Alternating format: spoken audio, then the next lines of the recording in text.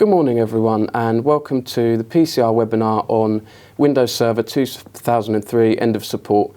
My name is Dominic Sacco, I'm editor of PCR magazine, and over the next half an hour or so we're going to be looking at maximising the Server 2003 End of Support opportunity by selling the modern platform.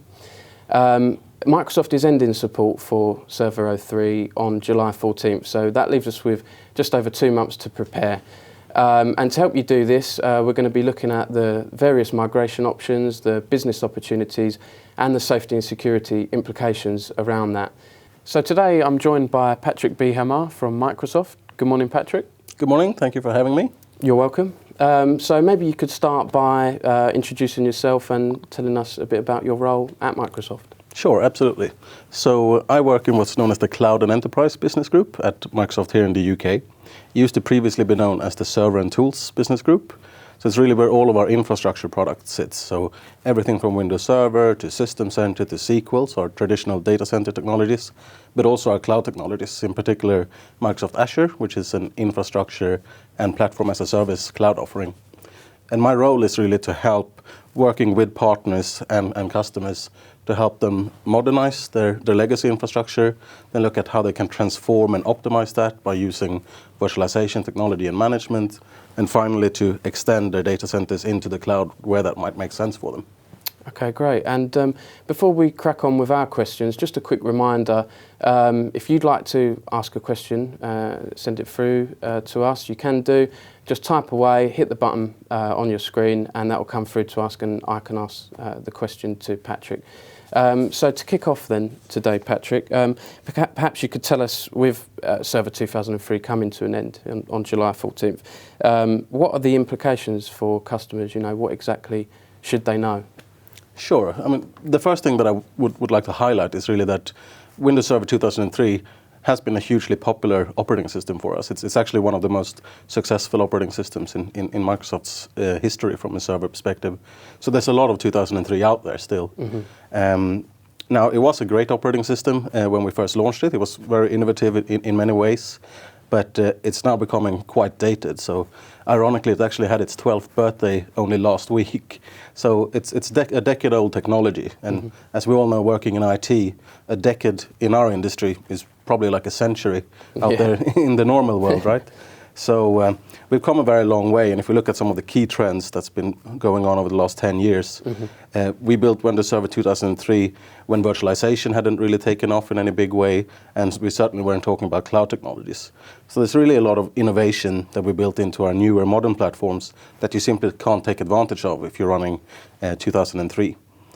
So that's one point. The other key point is obviously around the security implications. So mm-hmm. what end of extended support actually means is we will no longer be providing security patches or hotfixes for the product. So it means that after July, if there's a vulnerability that's being discovered, you won't get a patch for that vulnerability. So you might expose your organization to greater security risks. Mm-hmm. Some industries, particularly large multinationals, might face different industry regulations. So they might actually not even pass a security compliance audit. So there's the compliance aspect for some industries as well. So it's really about taking advantage of the technology that's available out there for you, its security and compliance.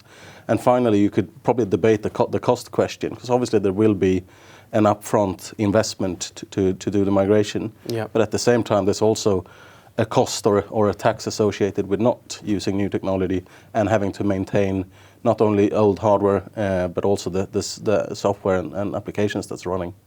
Sure, okay. So I guess that brings opportunities for IT resellers around the end of support. You know, what kind of opportunities are we talking about? Yes, absolutely. So there's the obvious aspect of needing to buy new products. So there's a software license opportunity, there's the hardware opportunity, as most of these 2003 servers are still running old physical hardware. But I think the biggest opportunity is really to provide the added value for your customers, to help them through the whole migration process. So there will be quite a lot of services that you can wrap around this migration opportunity. Okay, cool. And what about instances of Server 2003 that have been virtualized? You know, are they going to be secure? So, interestingly, I think that's a very common misconception, actually, that some customers think that because they put their server in a virtual container, essentially, it's going to be safe. But I think we all know, we've used virtualization technology long enough to know that you're actually going to be vulnerable regardless of if you're running a physical server, a virtual instance of that server, or even if it's running in the cloud. So the reality is you're still exposed. Okay. And technology has obviously come a long way since the introduction of Server 2003. What can you do with modern platforms like Windows Server 2012 R2 that perhaps you couldn't on Server 2003? Sure, so I think it aligns quite well with where the industry has been going. So if I was to call out some of the key benefits that you can get out of 2012 R2, the first one that I would mention is definitely the server virtualization piece. So we launched our hypervisor, Hyper-V, in our 2008 version, so it didn't exist in 2003.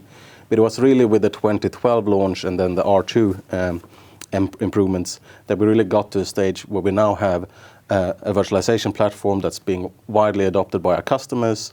If you ask analysts like Gartner or Forrester, they all acknowledge that it's now a technology that's on par with any other virtualization technology out there. So that's included as a free component of your server. But we've taken virtualization across the entire infrastructure stack as well. So there's network virtualization capabilities in there. I would really want to highlight the storage virtualization capabilities. So we added a capability called storage spaces, which is a great opportunity to drive out costs in your infrastructure. So essentially what you can do with storage spaces is you can buy very low cost standardized storage hardware, so essentially hard drives, virtualize them with your Windows Server and run them in high performance, high availability that you would expect to get out of a very costly SAN environment. So that's a great opportunity to save costs as you're doing your migration. Other than virtualization, I would call out the security and backup capabilities. So we have really enabled now users to work from anywhere.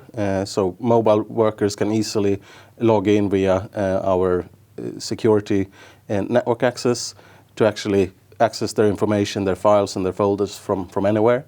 There's also backup capabilities, whether you want to back up on-premise or you want to back up to the cloud. That's readily provided in the product. And the final thing I would call out is the management capabilities. So with Server Manager, which is also part of the product, you can manage multiple physical and virtual servers. So it's really providing the virtualization capabilities, security, backup, and management capabilities. Okay, great. And we've been hearing a lot about cloud from Microsoft recently. Can you outline Microsoft's strategy when it comes to the cloud and on-premise as well? Yes, absolutely. So Microsoft is actually turning 40 years this year. So we've been in this industry for a long time. And obviously, we started out with a very strong legacy in software technologies. And we're still very much a software company. But if you've heard any presentations from our new CEO, Satya Nadella, it's very clear that our future direction and what we've been focusing on for the last 10 years is really to become a mobile-first, cloud-first company. So we have invested literally billions and billions in cloud technology. And it's really from two different perspectives. So first of all, we've taken our traditional successful on-premise products like Office, for instance, or Dynamics, and we have provided them now as cloud-based applications. So we're seeing a lot of adoption of Office 365, which means you can run a hosted or a cloud version of Office rather than running it on-premise. So we've seen wide adoption of that, both from SMBs and enterprise customers. Then on the other side, more infrastructure related, we've invested in these massive cloud scale data centers called Microsoft Azure. We're now running these data centers in 19 regions in the world. Here in Europe, we're running them in Dublin and Amsterdam. And these data centers, if you see them, you will be absolutely amazed. It's hundreds of thousands of servers, literally the size of a couple of football stadiums. And that's providing amazing economies of scale that you simply can't get in a traditional IT environment. So yes, we are investing heavily in the cloud, but at the same time, we acknowledge that the world is going to be a mix of on-premise and cloud. So our strategy is really to provide these hybrid options, so hybrid cloud options as we call it.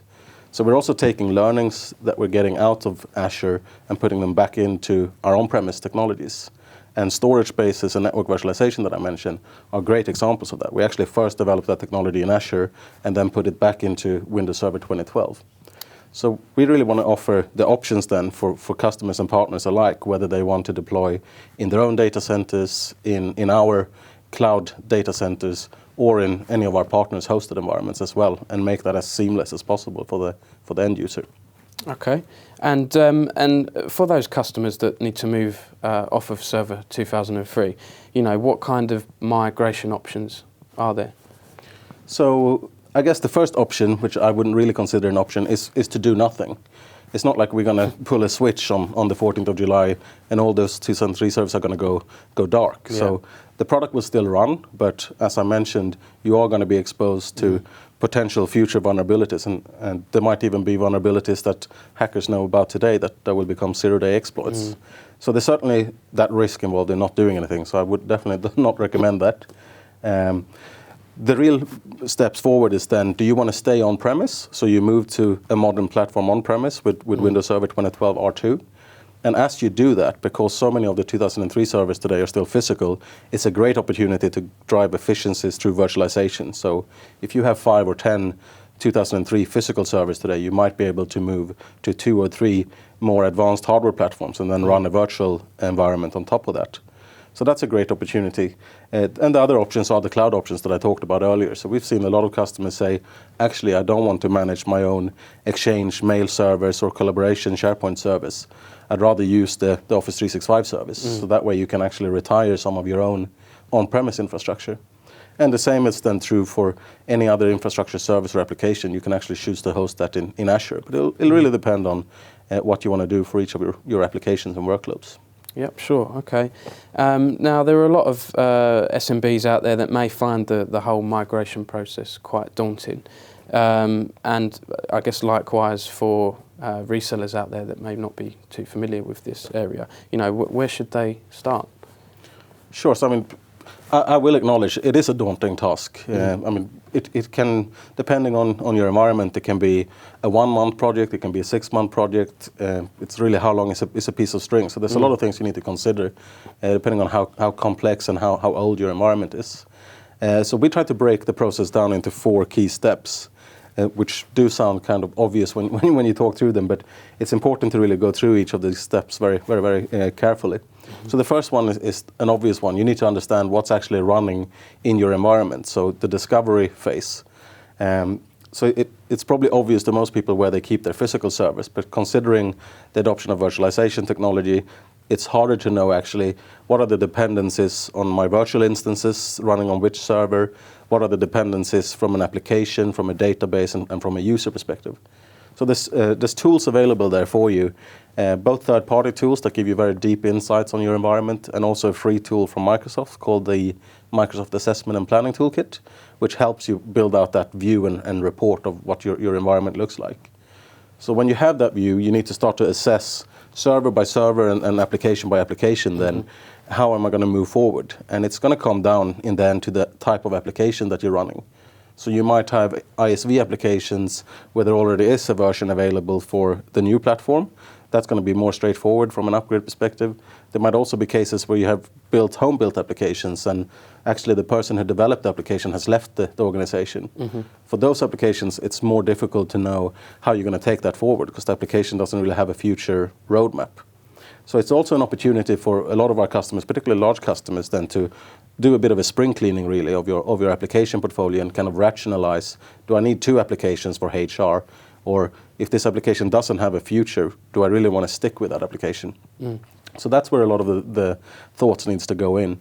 So once you've done that, you're at the targeting stage, which we kind of addressed earlier, whether you want to stay on-premise or go to the cloud. And then when you start actual migration, again, there's tools available to help you. Some migrations will be straightforward. Some of the kind of infrastructure services roles are quite an easy upgrade path. Others, you might actually choose to replace the application. And there might be other more difficult steps you need to take as well. And there is a big toolkit out there of tools that can help you through that process. Okay, and for resellers who want to offer a sort of complete solution, why would you say Microsoft is the sort of right partner for them? So for me, it comes back to where our future strategy is. I think we already have a very broad portfolio, probably quite an unmatched portfolio in terms of infrastructure offerings and application offerings. But at the same time, we're trying to future-proof our business going with where the market is going towards cloud and hybrid environments. So it's really about providing partners and customers that choice, that we have an offering if you want to stay on-prem, we have an offering if you want to go into the cloud, one application at a time. So it's really about choice, I think, at the end of the day. Okay, great. And obviously there are plenty of other Microsoft products and services available. Are there any others that will be coming up to end of support status, like Server 2003, in the near future?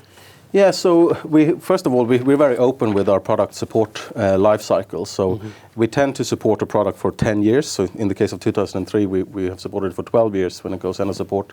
But the end of support date for all of our products is available on our website. And the one that's next on the agenda for end of support is SQL 2005. So that's literally a year from today. It's April of next year. And it's quite timely, actually, if you're working on your 2003 project now, to also address your SQL environment as one and the same modernization and optimization project. We have found that roughly 20% of the 2003 servers are running SQL, and you'll find the 2005 version, and you'll probably also find that a lot of your applications, old applications, are dependent on SQL 2005 as well. So it's really about treating it as one migration project. Okay, fine. Well, that brings us to the end of the sort of standard interview session today. So we're moving on to the Q&A session. So just another reminder, if you want to send through a question, please do type away and hit the button below on your screen, and that will be fed through to myself and Patrik. So first question then, Patrik, is can you sort of run us through the product range for Windows Server 2012? You know, what are the benefits of each of those? Sure. So that's another thing we've done with the 2012 releases. We've actually rationalized the different editions of Windows Server. So it used to be 6 different editions with different capabilities. So now we've simplified that. So if you're a small business or a medium-sized business, we have Windows Server Essentials. And that is really for a physical environment where you have 25 users, up to 50 devices. So it's giving you a very simple user interface and still able to take advantage of all these backup capabilities, security benefits, remote user benefits, and being able to access the cloud. Then we have Standard Edition and Windows Server Data Center Edition, which is really for larger environments. The only difference between those two, they have the same feature functions, bells and whistles. The only difference is that if you're going to virtualize your environment heavily, you go with the Data Center Edition because it provides you unlimited virtualization rights. Whereas standard, you only get 2 guest OSs that you can run on a Windows Server license. So if you're going to have 4 virtual servers, you need to actually buy 2 licenses, etc. And then there's also a gap between Essentials and Standard. If you're growing out of Essentials, you can actually still run Standard in what we call Essentials role. So essentially it gives you the same ease of use as you get from Essentials, but you can scale as you grow your business. Okay, excellent. So another question here. What would you say is the difference between the end of mainstream and extended support? Sure, so it's end of extended support that we're talking about today. Actually, we took 2003 out of mainstream support back in 2010. And that essentially means we're not providing any more service packs that are focused on enhancing the product. Extended support is the security updates and patches. So that's what we're finishing now. That's really when we're phasing out the product completely. Okay, cool. And how would you sort of advise a reseller to start selling Azure? You know, what sort of customer scenarios should they be sort of looking for? For selling cloud services? Yeah, so I think a lot of the benefits that you can get from Azure is about the security capabilities, the backup, the disaster recovery capabilities. We're seeing a lot of interest in backing up into the cloud and doing failover and disaster recovery into the cloud. So I think there's definitely an opportunity to build a practice around providing those management services related to security and identity and backup and disaster recovery. So we're seeing a lot of our partners having success in building out those type of security and business continuity practices. There's also, on the other side, on the endpoint management side, we launched a product called the Enterprise Mobility Suite, which is all about providing security, identity, and management of all your client devices, regardless if that's a Windows device or an Android device or an Apple device. And that's another area that we see absolutely booming now in this mobile-first world that we're living in. So that's another area where a lot of our partners are successful building out practices around endpoint management as well as infrastructure management. Sure. Okay, cool. I've got a question here from Dan Keeley, Spire Technology. Thanks very much for sending that through, Dan. And he asks, will Microsoft be alerting users to the end of support via a pop-up like they did with Windows XP? So what we're trying to do with customers that we're really close to, we're actually sending them a written letter that this is the date that the product is going out of support. I'm actually not entirely sure whether there's going to be a pop-up popping up, but obviously we're trying to do a lot of awareness through events and online interviews and articles, etc., so everyone is aware. And it's also the job of our partners to keep their customers informed of this end of support date. But whether it's going to pop up in the product or not, I'm not entirely sure. I have to ask the engineering team. Okay, fine, no problem. Well, that sort of brings us to the end of the Q&A session. Was there anything else you wanted to add, Patrik, before we sort of close? No, I think obviously we only got 2 months roughly left before the end of support date, so time is of the urgency, but at the same time, if you haven't completed your full migration, focus on your most critical systems, the ones that are either most mission critical to you or perhaps most exposed in terms of being front-facing towards the internet. So it's important that you prioritize which service you're trying to secure and migrate first. Okay, great. Well, that brings us to the end of the webinar today. Thank you very much for watching, and thanks very much for your time, Patrik. Thanks for having me. In terms of if you would like to view the webinar again, or if you missed some of it earlier, you'll be able to check it out in full on our website over at www.pcr-online.biz, and that will be available later this week. And if you'd like more information on Server 2003 end of support or on other Microsoft products and services, you can come along to our own event, PCR Bootcamp, where Microsoft will be exhibiting, be showing off the latest products and services. You'll also be able to receive $100 in Azure credit, so you can sort of try it out for yourselves.